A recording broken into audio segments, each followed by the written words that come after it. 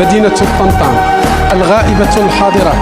الطنطان مدينة الصمود والتحدي، حاضرة في قلوب أهلها، غائبة من أدبيات المسيرين لشؤونها المحلية، وغيابها يستوجب أسئلة عديدة تحوم حول الأسباب التي أدت إلى اختفائها. ألم تكن الطنطان حبلى بأمجادها وتضحيات أبنائها؟ ألم يتكلم التاريخ عن الطنطان ويسجل ذلك بأحرف من ذهب؟ ألم تكن الطنطان مثالا يحتذى به في التضحية حينما كان للتضحية طعم خاص؟ الطنطان المدينة المعطاة أنجبت رجالا انتشقوا البنادق لتظل الطنطان شامخة وراسخة في أعماق التاريخ.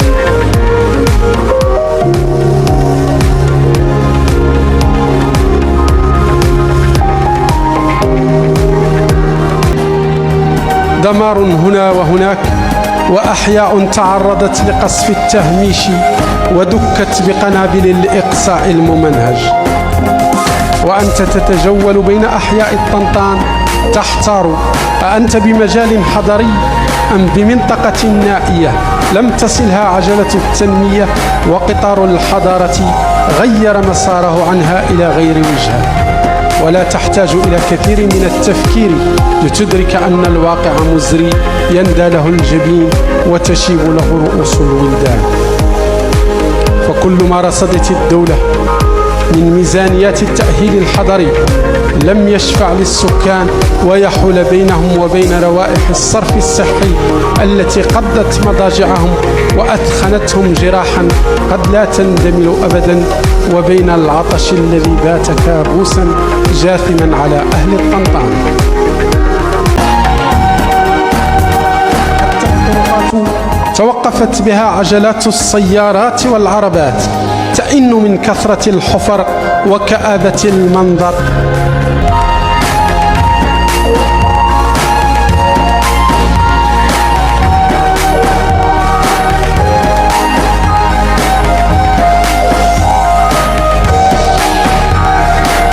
المقابر سكانها يبكون أحياء ماتت ضمائرهم وفقدوا المروءة، فانتهكوا حرمات الأموات واتخذوها مطارح لنفاياتهم.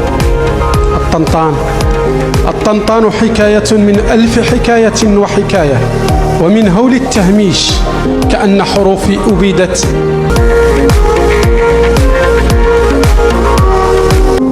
واعتقلت كلماتي قهرا وقسرا، أو كأنها تأبى الخروج حياء من منظر كان بالإمكان أن يكون أحسن وأجود وأفضل وأجمل.